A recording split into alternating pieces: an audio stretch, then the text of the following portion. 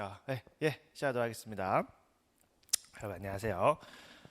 또 여러분 또 폭풍 같은 우리 나름 이제 올해 8월 2차 시험을 앞두고 7월 달 시기가 지나기도 했고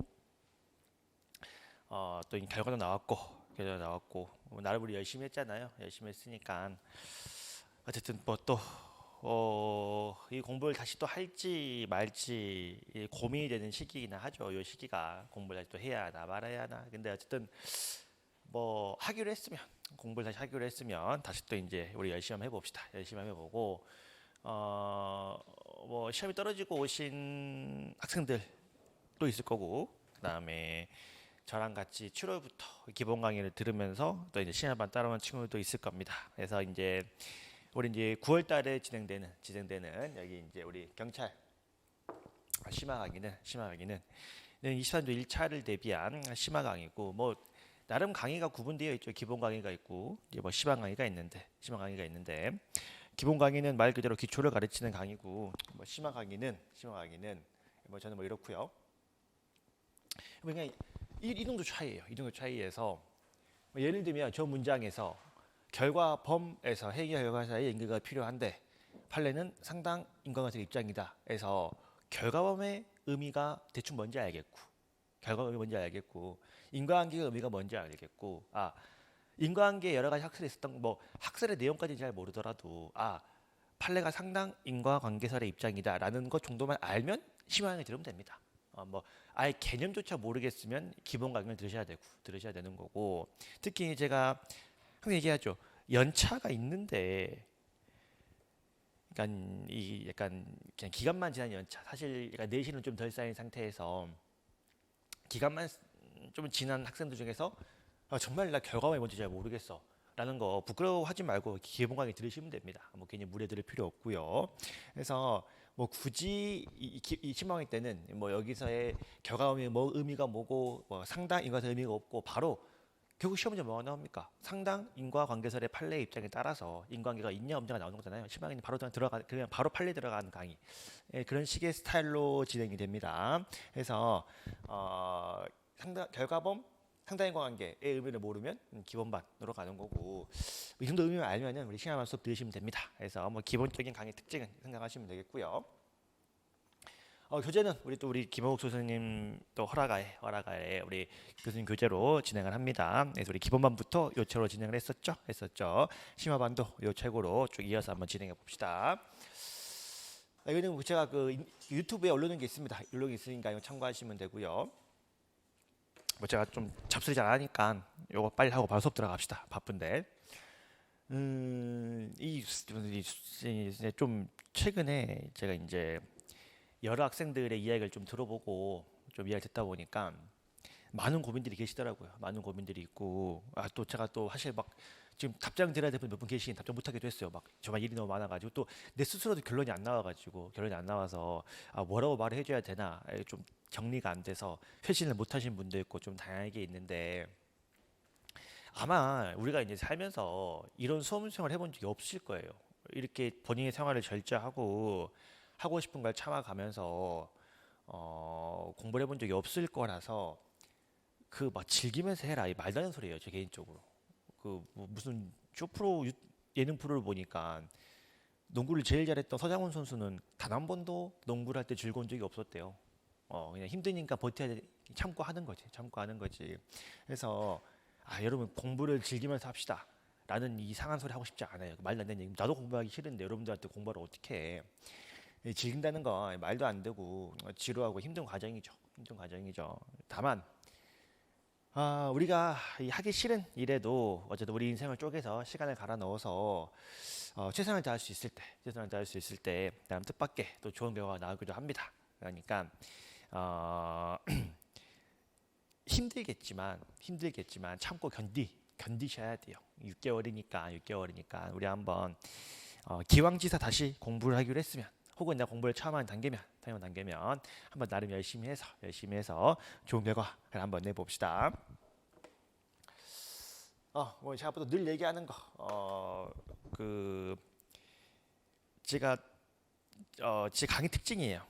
이게 이제 사실 뭐 100% 정답이 아닐 수도 있어요. 아닐 수도 있는데 제가 나름 제가 이제 20살 때부터 볶음을 시작을 해서 거의 20년 가까이 볶음을 하고 있는데 아 진짜 근데 저도 그랬어. 저도 두꺼운 책 왜냐면 두꺼운 책에는 내용이 빠짐없이 있을 거니까 빠짐없이 있을 거니까 그 제가 공부할 때는 그때는 사법고 시절이니까 그때는 사실 형법이 책 한 권이었어요. 그때는 이제 그 신호진 쌤의 형법 요론이라는 책 굉장히 두꺼운 책을 다 봤으니까 민법도 막 이런 두꺼운 책 여러 권 막 보고 했었는데 돌이켜 보면은 불가능했던 것 같아요. 그 두꺼운 책을 내가 다 이해하고 다 풀 수 있고 한다라는 거는 불가능한 거를 가능하게 하려고 하니까 인지 부조하고 오면서 이게 뭐 안 되고 떨어지고 했던 것 같거든요. 그래서 근데 그거를 한 30대 중반쯤 넘어가서 이제 현장에서 일을 하다 보니까 알겠더라고. 아, 돌이켜 보니 그 공부를 그렇게 공부를 할 게 아니었는 생각이 들더라고요. 그러니까 공부를 좀 오래 지나기도 했고. 그래서 단격교육을 하기 위해서는 최대한 수험 쪽으로 양을 왜냐면 우리가 소화할 수 있는 건 정해져 있거든요. 정할 수 있기 때문에 아무리 두꺼운 걸 봐봤자 뒤로 갈수록 앞에 같이 까먹고 중앙 까먹고 하기 때문에 강사가 해야 되는 강사가 책임지고 해야 되는 일은 물론 강사도 불안해요. 내가 이걸 제끼고 저걸 뺐을 때 이 빵꾸가 났을 때 돌아왔을 때 비판이나 비난 등이 분명히 있을 텐데 근데 그거 하라고 강사가 있는 거 아닙니까? 강사가 봤을 때 최근에 유행이 어떻고 트렌드가 어떻고 파악을 해서 학생들이 소화할 수 있는 양으로 정리해 주는 게 강사의 몫이고 실패하면 제가 욕먹는 거고 제가 비난을 감수하는 거고 근데 뭐 제가 이제 우리 경찰만 하는데 우리 경찰도 이번에 보면 이 방식으로 단기 합격한 학생도 분명히 나오고 이미 또 제가 뭐 타직에서 몇 년 됐으니까 법원 검찰에서는 뭐 수없이 나오고 하다 보니까 제가 경찰에 들어온 지가 이제 뭐 1년 차 반밖에 안 됐지만은 저는 이게 맞다고 생각을 해요. 특히 여러분들 시험에서 그래서 최대한 제가 양을 좀 줄여보고요. 대신에 양을 줄이되 확실한 부분을 좀 이해했으면 좋겠습니다. 해서 제 수업을 좀 많이 들은 친구들은 제가 이론 정리를 제가 이제 기본반 때는 요거 빵꾸 난걸로 드렸고 시험반 때는 채워서 드렸습니다. 올해 2차 때 여기서 벗어난 거 없죠. 학설 문제.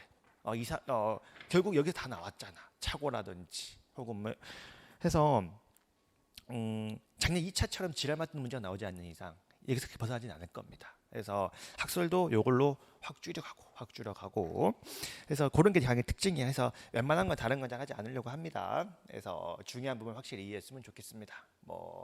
그다음에 제 카페 여기 이제 프라임 경찰 카페란이 있으니까 오셔서 질문하시고 궁금한 거 답변하시면 되고 아무튼 뭐 저는 또 이번 강의도 한번 최선을 다해 볼 테니 따라와 주시기 바랍니다. 그 올해 이제 시험 보고 이제 또 어쨌든 필기를 합격한 친구들은 또 지금 이제 체력이랑 면접 준비를 할 텐데 거기서 이제 합격한 애들이 나오면 또 이제 그 친구들 또 한번 불러가지고 또 어떻게 공부했는지 한번 또 들어보고 하는 시간도 좀 가져보려고 해요. 그래서 일단 이렇게 합시다. 이렇게 하고 바로 수업 들어갑시다. 이미 기본반 때 한번 수업을 했기 때문에 중요한 판례들은 한 번씩 언급을 했거든요. 그래서 그런 것도 자세히 하진 않을 겁니다. 하지 않고 기본 원칙만 설명을 드리고 이제 보지 않았던 판례들을 좀 몇 개 보는 방식으로 진행을 할 거고 두 번째 우리 김옥수 교수님 책은 역사와 전통이 깊은 책입니다. 깊은 책이어서 굉장히 많은 판례가 실려 있는 것도 사실이고 중요한데 제가 수업 시간에 다 하진 않을 겁니다. 뭐 제 생각에는 이제 조금 이제 출제 가능성이 낮아 보이는 판례들까지도 하지는 않을 거예요. 특히 왜냐면 이제 항상 맨 처음 공부를 할 때 죄형 법정주의에서 유추해석 금지 원칙이 판례가 엄청 많거든요. 그리고 죄형 법정주의는 매년 최신 판례도 엄청 나와요. 근데 그거를 다 공부하려 치면은 3일 걸려. 그래서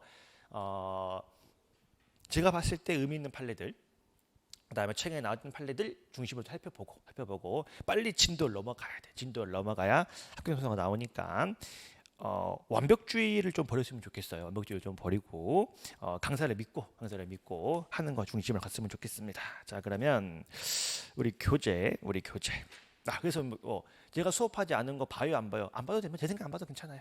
보겠다는 거 말리지 않습니다. 보고 물어보셔도 돼요. 물어보셔도 되는데 굳이 수업 시간 효율을 위해서 하진 않겠다 그런 뜻입니다. 자, 우리 욱쌤 교재를 피시면은 그 1쪽에 법화의 기초 나옵니다. 넘어갑니다. 법화의 기초 다 넘어가고요. 1쪽, 2쪽, 3쪽 넘어가고 4쪽, 5쪽 다 넘어갑니다. 여러분 저 굳이 우리 심화강인데 형법 목차 구성해당수 위법성 책임 미수 공부를 안 할게요. 그냥 다 아실 거니까 그냥 바로 그대로 갑시다.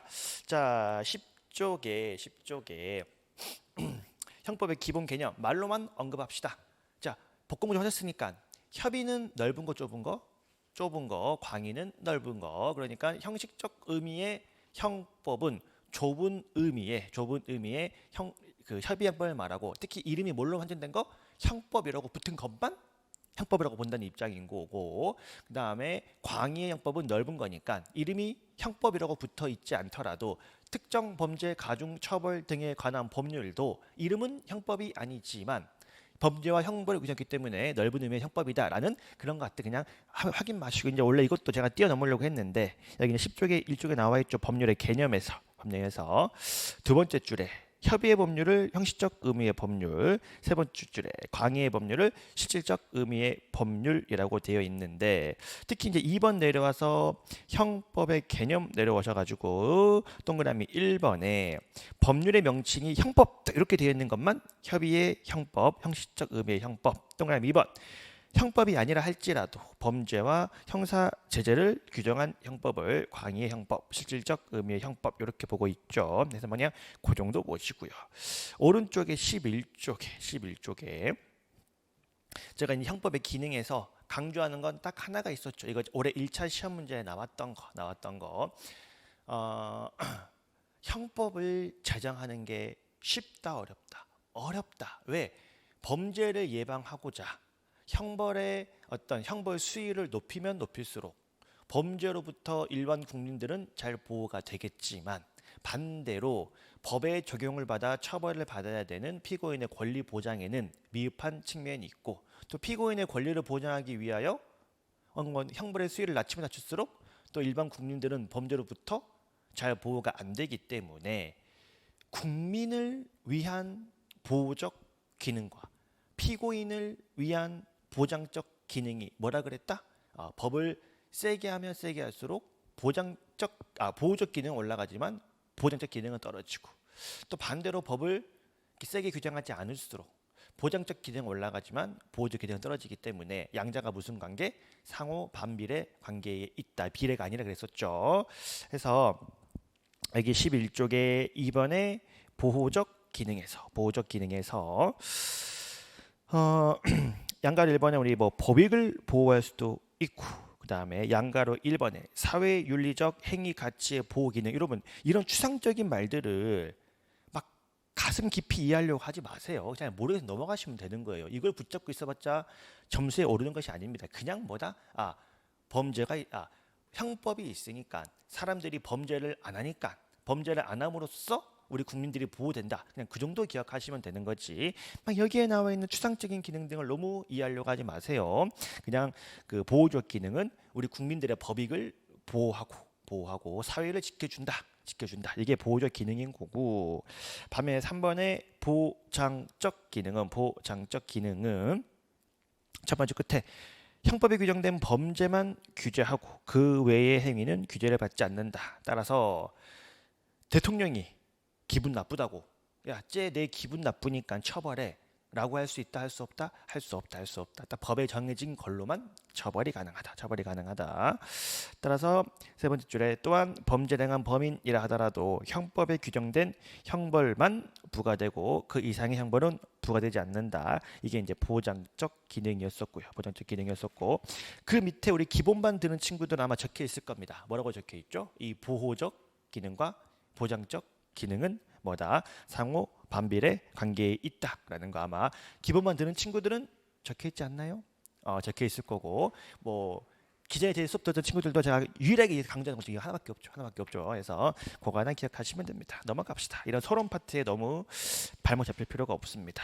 그 다음에 12쪽에 형법의 발전 여기가 로마자 2번에 나와 있죠. 보호적 기능과 보장적 기능은 1번에 상호 반비례 관계에 있다. 정도만 아시고 넘어갑니다. 여기도 그냥 붙잡고 있을 필요가 없어요. 쭉 넘어와서 자 이제 우리 수험 쪽으로는 몇 쪽? 14쪽에 죄형 법정주의부터 봅시다. 죄형 법정주의부터 봅시다.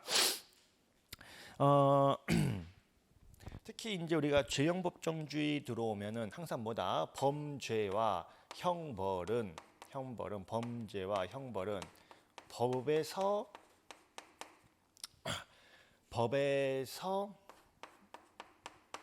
정해야 한다라고 하는 게 이제 죄형 법정주의인데, 근데 이제 우리가 바로 여러분 이 오른쪽에 이어서 15쪽에 이 죄형 법정주의 파생 원칙 첫 번째 법률주의.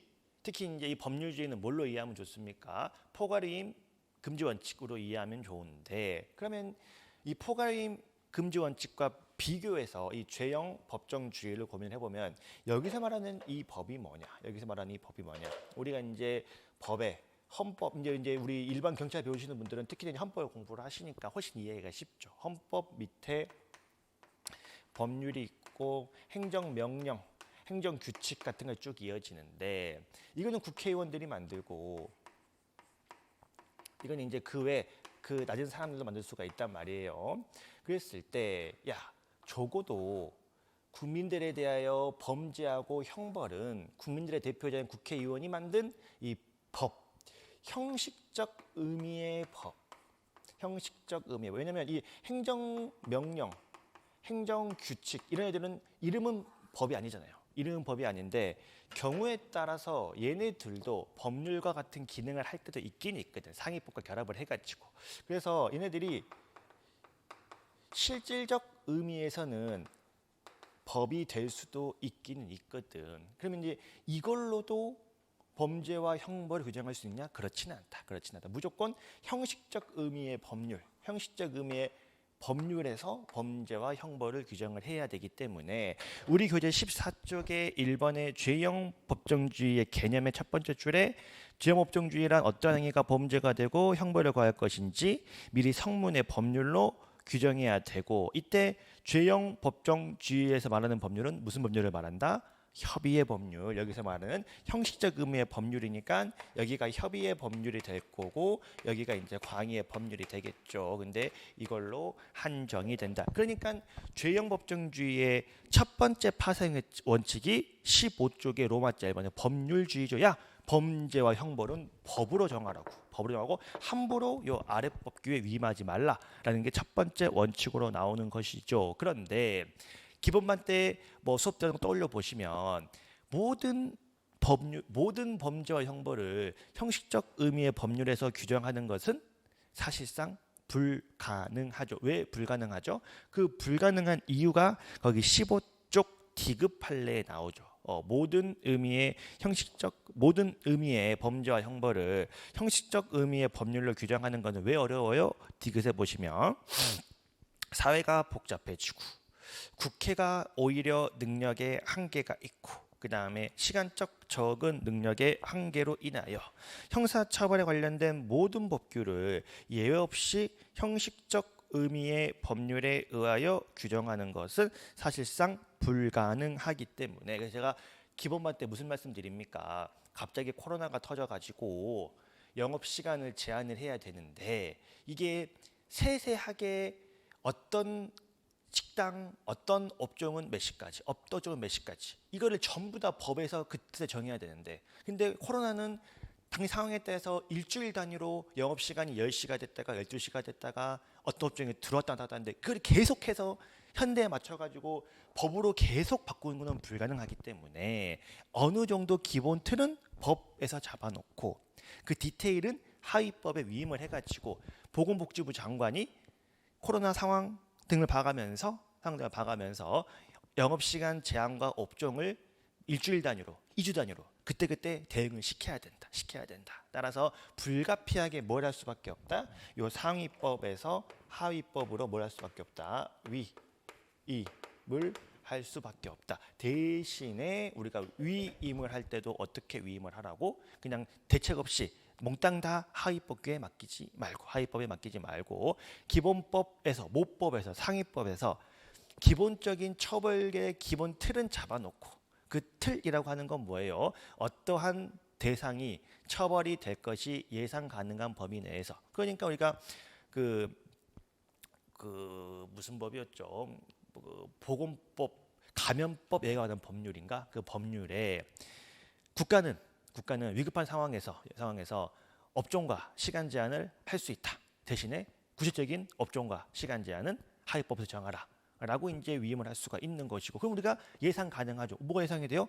대충 어떤 업종들이 제한이 되겠다. 대략 뭐 사람들이 많이 모이는 업종 같은 것들이 제한이 되겠다라고 예측 가능한 범위 내에서 예측을 위임을 하고요. 형벌의 점에서는 대략 어떻게 처벌되겠다라는 게 예상이 가능해야 된다. 그래서 디귿에 다시 두 번째 줄에 모든 법규를 예외 없이 형식적 의미의 법률로 규정하는 것은 사실상 불가능하기도 하고 적합하지도 않기 때문에 긴급할 필요가 있거나 법률로서 자세히 정할 수 없는 부득이한 사정이 있을 때에 한하여 숙권은 무슨 말입니까?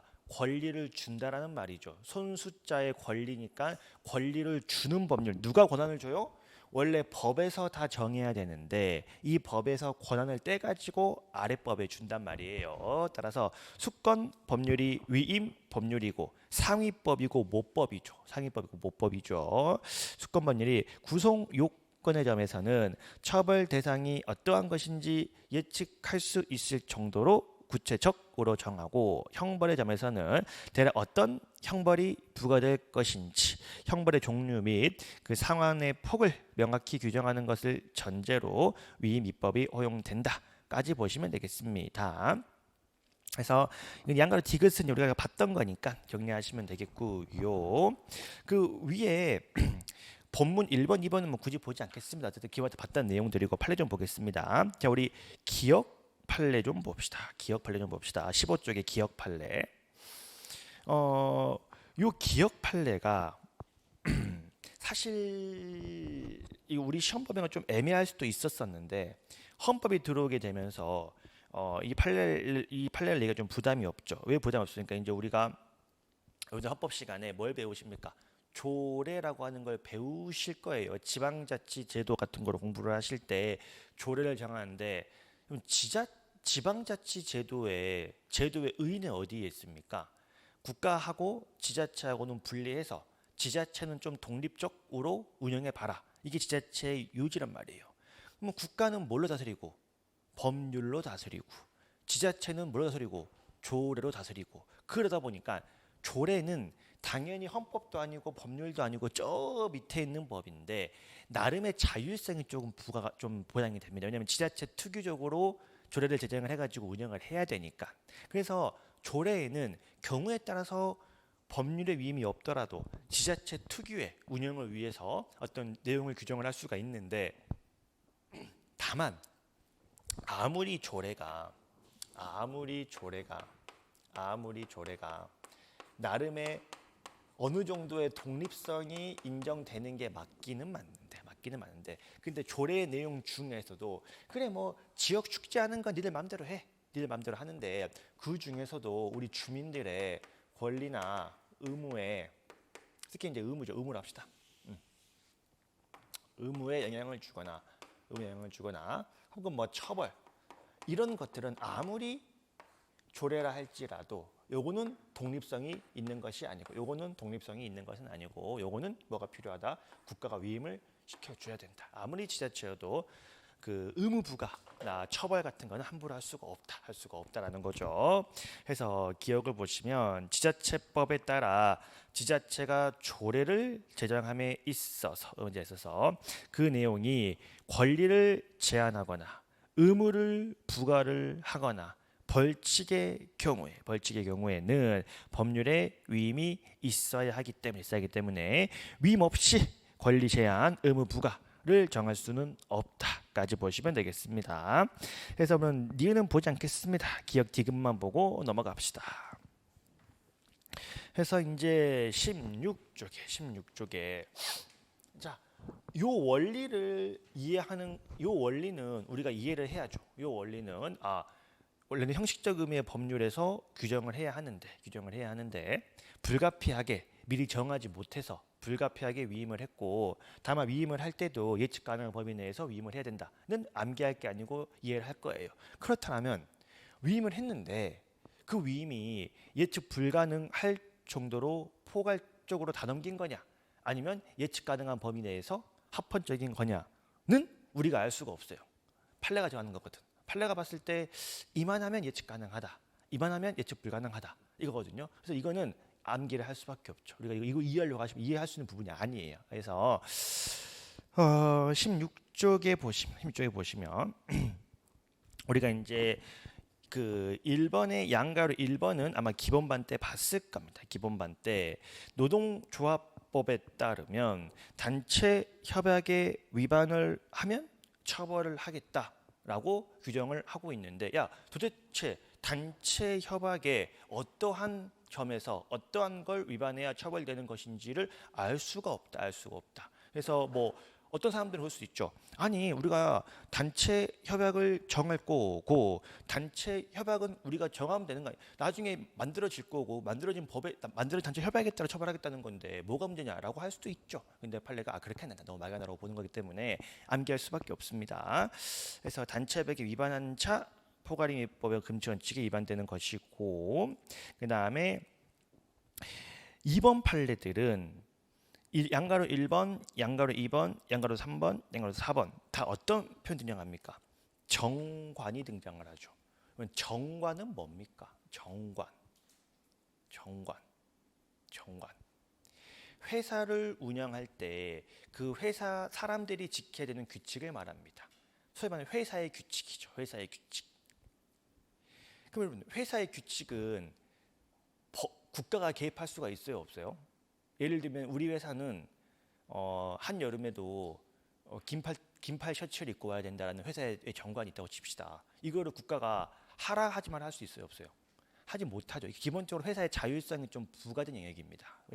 따라서 동그라미 2번에 양가로 1번 새마을금고법에서 이 법에 의한 명령 또는 정관에 위반되는 행위를 해서 금고나 연합회, 즉 회사에 손해를 끼친 임직원은 형사처벌하겠다라고 되어 있어요. 그래, 경우에 따라 정관을 위반해서 회사의 규칙을 위반해서 회사 내부적으로 징계를 하겠다, 이런 건 아무런 문제 없어요. 근데 형사처벌을 하겠다라고 하는 거는 마치 그 회사가 만들어내는 정관에 어떤 의미를 부여하는 거예요? 법률과 같은 의미를 부여하는 거죠. 경우에 따라 아주 예외적으로 할 수도 있긴 있는데 어떻게 해야 돼요? 아주 엄격하게 규정을 해야 돼요. 따라서 그냥 막연하게 회사 내부 정관 위배해서 형사처벌할 수 있다? 안 됩니다. 너무 막연하고 위험해요. 따라서 정관에 위반되는 행위를 하는 것을 단순 징계로 끝나는 것이 아니라 형사처벌까지 하는 거 위험합니다. 죄형 법정주의에 위반된다. 양가로 2번 농협동조합 임원 선거에 있어서 정관에 정하는 행위 외에 선거 운동을 하는 것은 역시 형사처벌하겠다. 도대체 정관에서 뭘 정하고 있는데 알 수가 없단 말이에요. 예를 들면 정관에 어느 행위를 위반했으면 처벌하겠다, 이렇게 했으면 또 몰라요. 근데 그냥 정관은 뭐 1조부터 90조까지 엄청 많단 말이에요. 따라서 그 막연하게 정관에 위반되는 것도 처벌하겠다, 역시 안 됩니다. 그래서 양가로 1번, 양가로 2번 정도까지만 보고 넘어가고요. 동그라미 3번 내려오시면 이것도 이제 우리가 기본반 때는 여기서 볼 수가 없는 판례죠. 왜? 예비 음모가 나왔으니까. 자, 예비 음모는 어느 전 단계? 실행의 착수 전 단계. 자,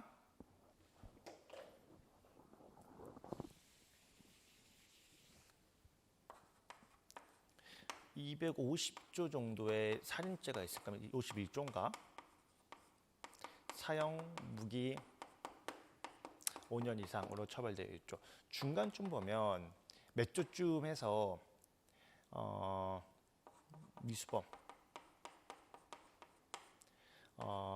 250조의 미수범은 처벌한다.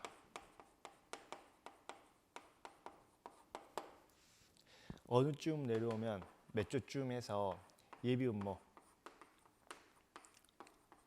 258조의 예비 음모는 처벌한다. 자, 법조문이 이렇게 되어 있을 때 뭐는 되고 뭐는 안 돼요?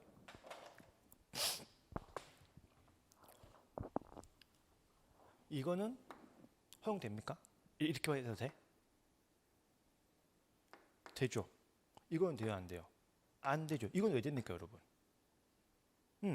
이거는 미수범은 처벌한다라고만 되어 있어도 우리가 이제 기본적으로 미수범은 장애미수, 중지미수, 불능미수가 있는데 뭐 임의적 감경, 필요적 감면, 임의적 감면이니까 경우에 따라 그래 미수범 감경을 한다고 칩시다. 미수범 감경을 한다라고 하면 우리 총론에 감경을 어떻게 한다?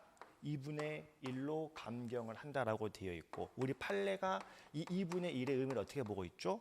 상환과 하한을 모두 2분의 1로만 까고 상한만 까거나 하한만 까거나 2분의 1과 덕과 덜까거나 안 된다라고 규정이 되어 있죠. 그러니까 우리가 이렇게만 되어 있어도 뭘 까면 돼? 이걸 이제 우리가 2분의 1로 까면 돼. 그냥 이걸로 이렇게만 됐을 때 아무런 문제가 없다. 근데 예비 음모는 이렇게 있으면 된다, 안 된다? 안 된다. 왜? 예비 음모는 처벌할 텐데 어떻게 처벌할지에 대하여 총론에서 별도로 규정한 바가 없기 때문에 구체적인 형량, 뭐 7년 이하로 처벌을 하든 9년 이하로 처벌을 하든 이런 구체적인 형량까지 제시가 되어 있어야 예비 음모 처벌이 되고 요거 없으면 뭐가 안 되죠? 처벌이 안 되죠. 그러니까 이런 식으로 규정하는 거는 가능하지만 이런 식으로 규정하는 거는 안 된다. 여기서 구체적인 형량까지 규정이 되어 있어야 처벌이 가능하죠.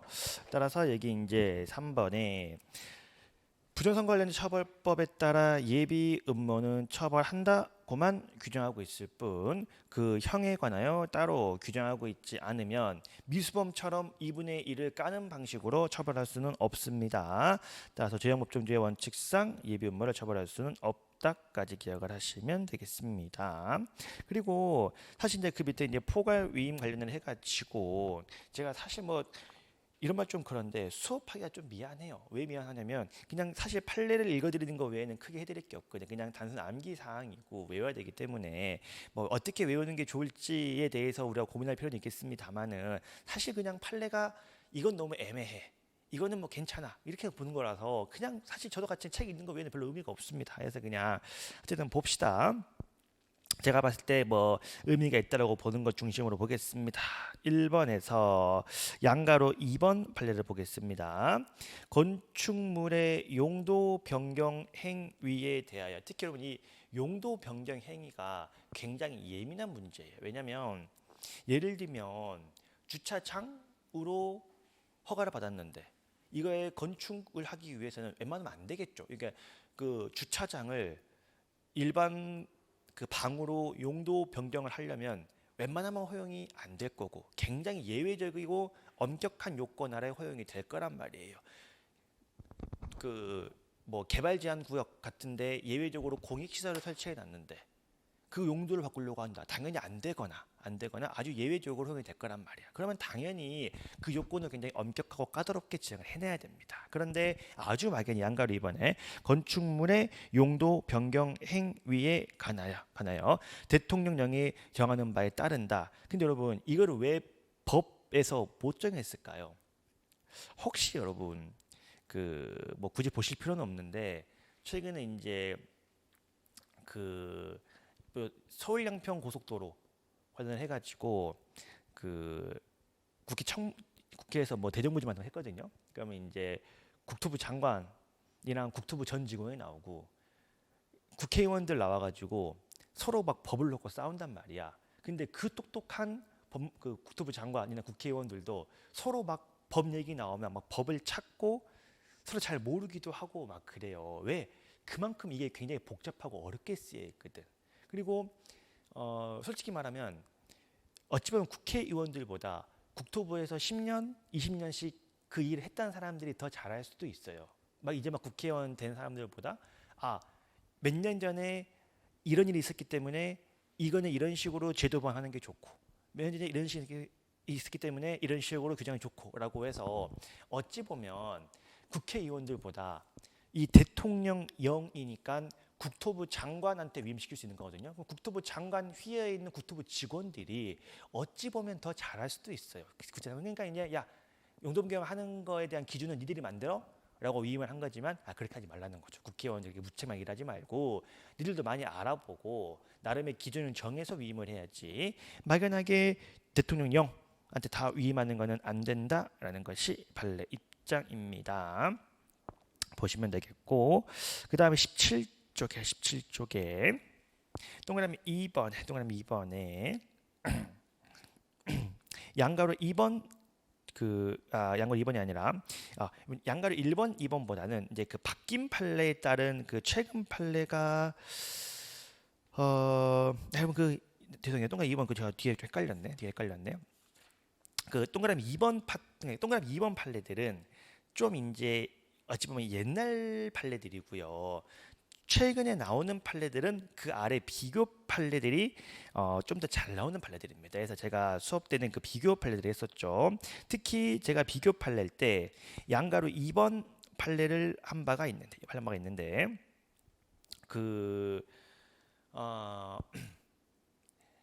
신분범에서 우리가 수뢰죄 주체는 누가 된다? 공무원이 수뢰죄 주체가 되고 그런데 이제 뭐 LH 직원 혹은 여기 나와 있는 농업협동조합 중앙회 금융감독원 직원들은 수뢰죄 주체가 되는 뭐는 아니에요? 공무원의 주체는 아니에요. 근데 그럼 LH 직원 돈 받아도 돼요?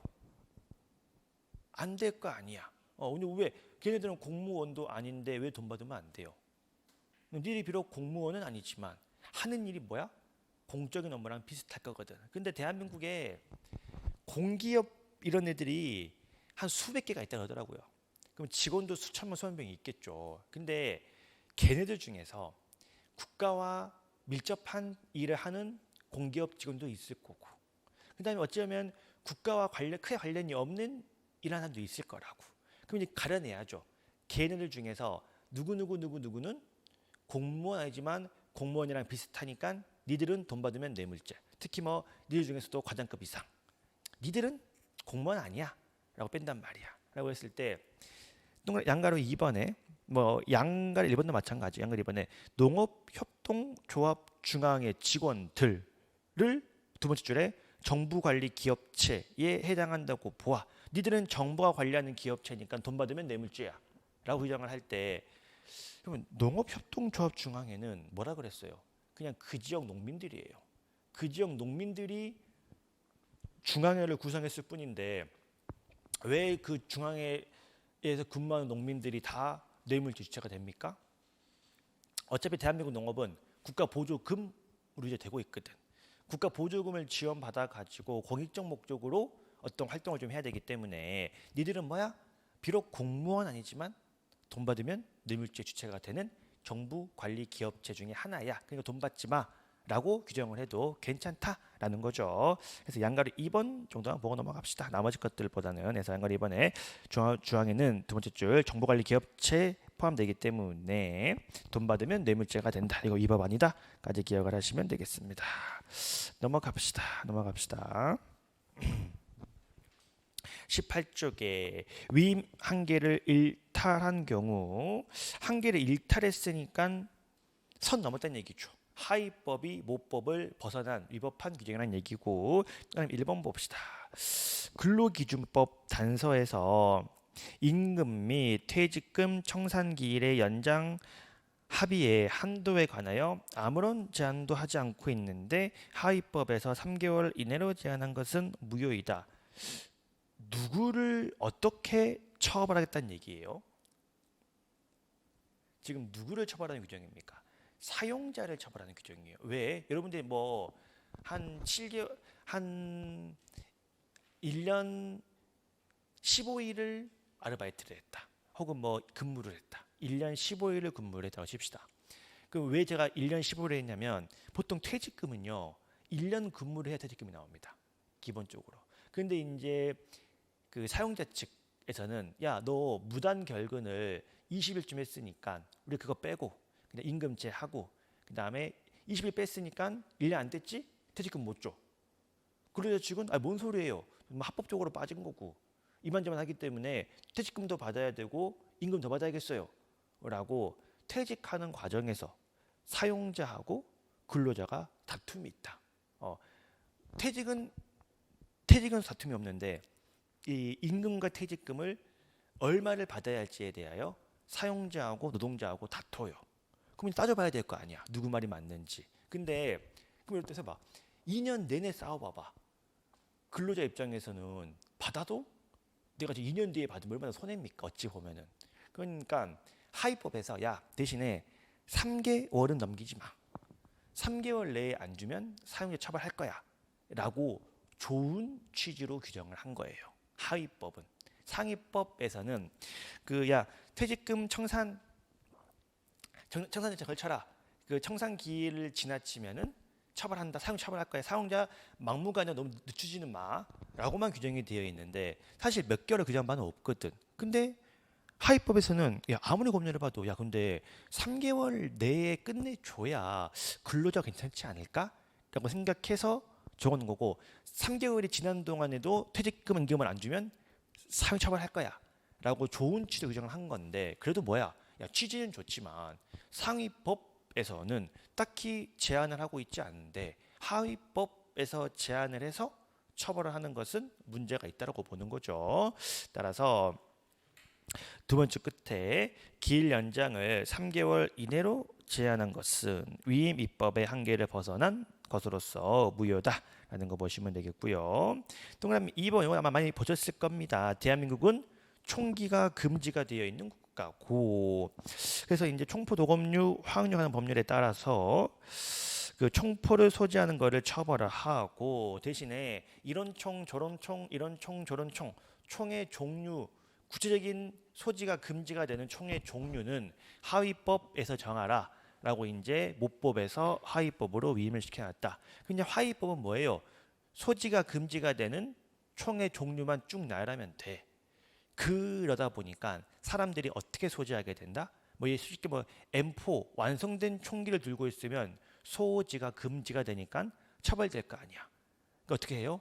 분해시켜버려. 분해시켜 가지고 소지를 하는 거예요. 필요할 때만 조립하고 안 쓸 때는 분해하고. 그래서 단속반이 떴는데 여러분들이 이제 보통 4월 달이요 총포 단속의 날이거든요. 그래서 여러분들이 딱 단속을 했어. 근데 이 새끼 집에 뭐야? 총의 부품만 있는 거야. 근데 뭐야? 이거 조립만 하면은 총이거든. 그러니까 너 임마 이거 이 총의 부품도 총을 들고 있는 바하고 다를 바가 없으니까 처벌할게. 라고 하는 거 나쁜 거 아니잖아. 좋은 취지나 그래도 뭐라고 안 된다고.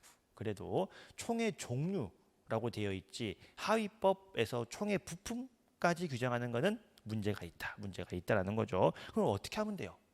그냥 법에서 규정하면 되지. 법에서 완제품에 준하는 총의 부품의 경우에도 총으로 볼 수 있다라고 법에서 만들어야지. 하위법에서 만드는 건 안 된다는 거예요. 그래서 첫 번째 줄 끝에 총포는 총포 부품을 포함한다까지 부품까지 포함한다라고 보고 있는 것은 모법보다 형사처벌 대상을 확장하는 것이기 때문에 무효다까지 보시면 되겠고요.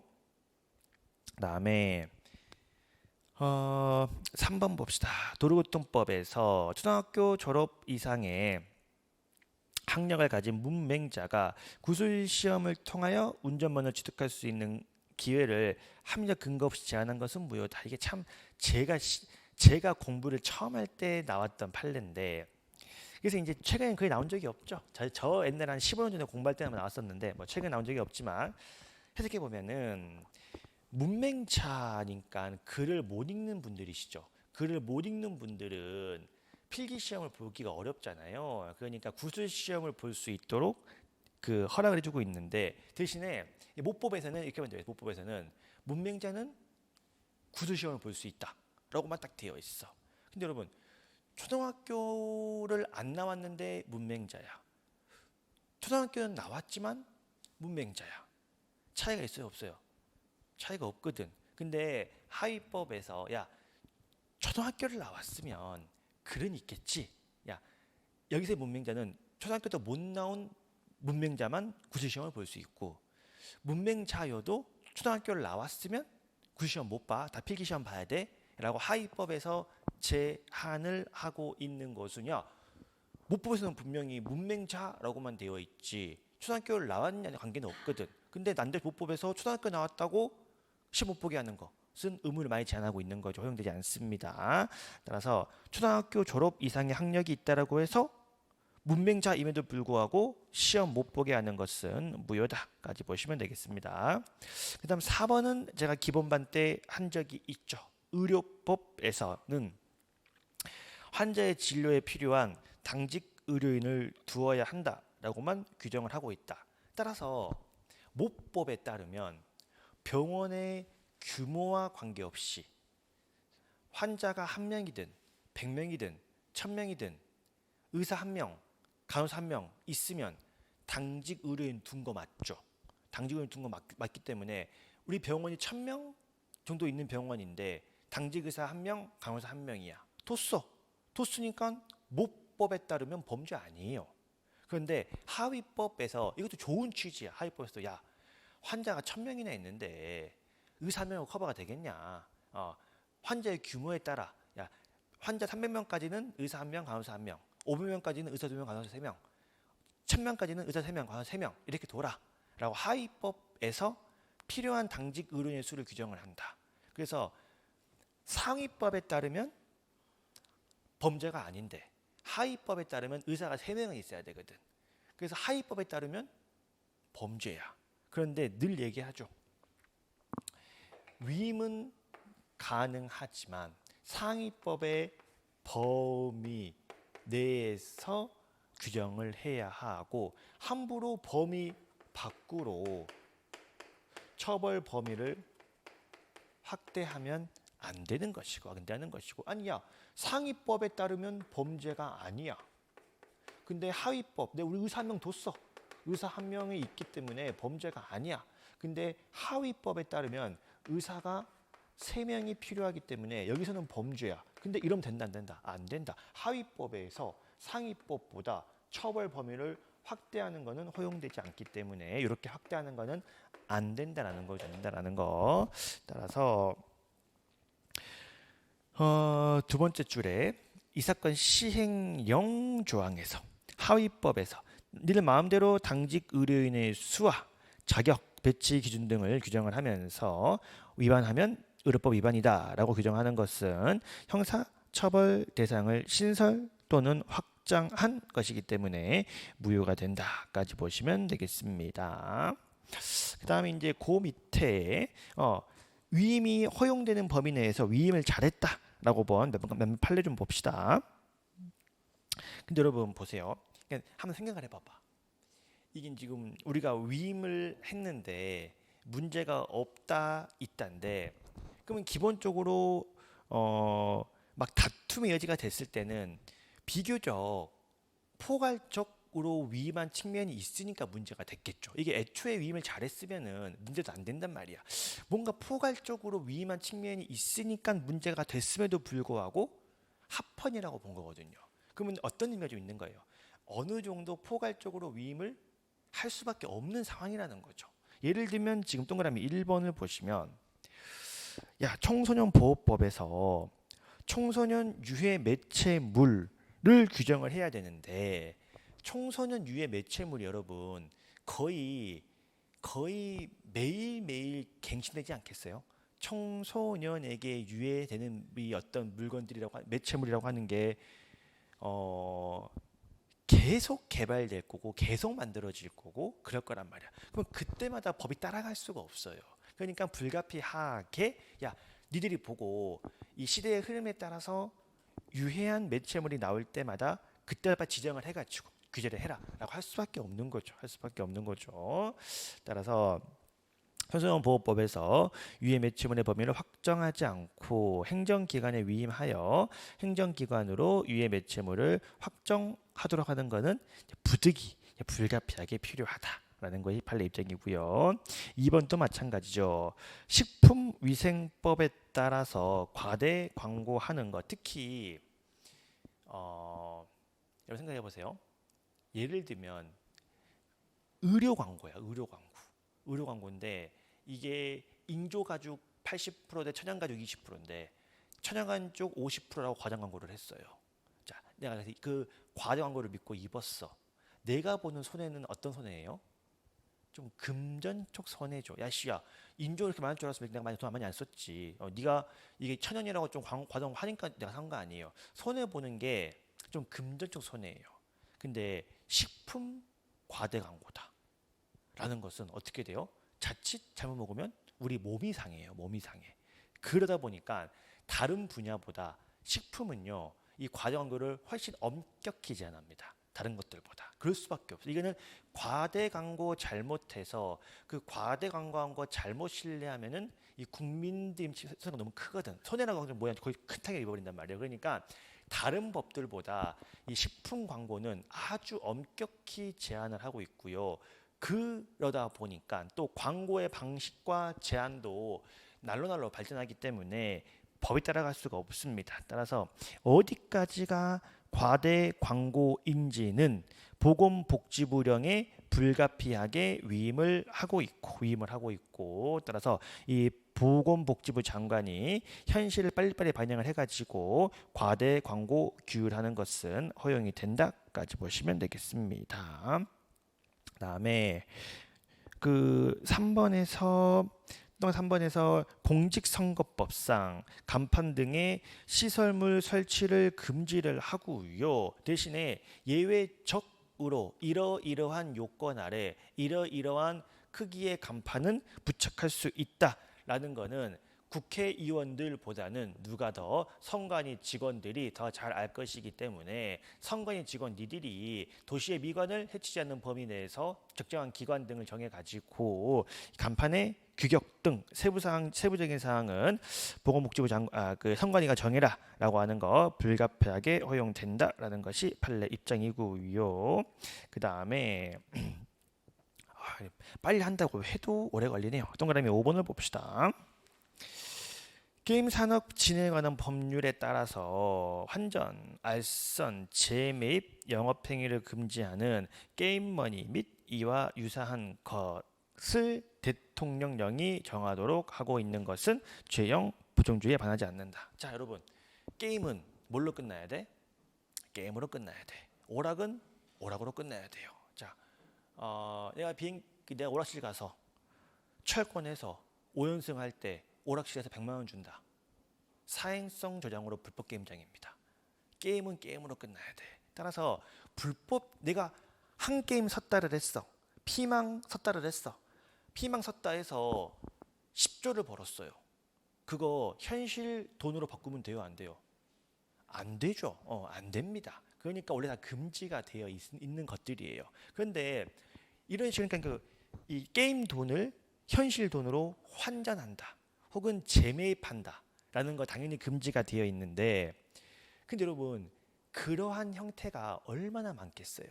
한 게임 섰다 해서 쓰는 어떤 게임 머니라든지 아니면 실제 오락실장에서 제가 그거 한 적 있지 않습니까? 그 공동정모원 공모 파트를 할 때 이 환전소 운영자는 정확히 불법 게임장이 어떻게 돌아가는지 모른다고 할지라도 공모한 바가 있다라고, 뭔가 불법 게임장이 알긴 아는 거니까. 그러니까 이 오락실 게임장에서 상품권, 조그마한 코인, 동전 같은 것들을 딸 수 있게 해주고, 그 딴 돈 어디로 간다고?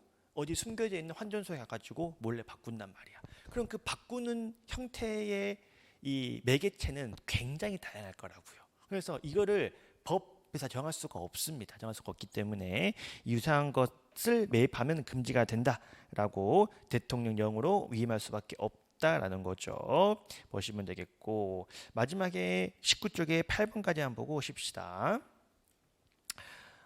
결혼중개업법에 따르면 결혼을 중개하고 싶으면 뭐 해라? 신상 만남 할 때 상대방의 정보를 제공해라. 결혼을 중개하고 싶으면 양측의 프로필을 양쪽에 당연히 제공해 줘야 된다. 왜냐면 그렇지 않으면 사기가 될 거니까 되어 있습니다. 그래서 근데 상위법에서는 뭐라고 되어 있냐? 야, 결혼 중개할 거면 신상 정보 제공해라. 이렇게만 되어 있어요. 근데 하위법에서 갑자기 야, 제공은 언제까지 해라? 둘이 만나기 전까지 해라 라고 되어 있어요. 그럼 생각해 보세요. 상위법에 따르면 만난 다음에 정보를 제공해도 괜찮아요, 안 괜찮아요? 괜찮죠. 상위법은 신상 정보만 제공만 하면 돼. 만나기 전에라 만난 다음이라 그런 말 없단 말이야.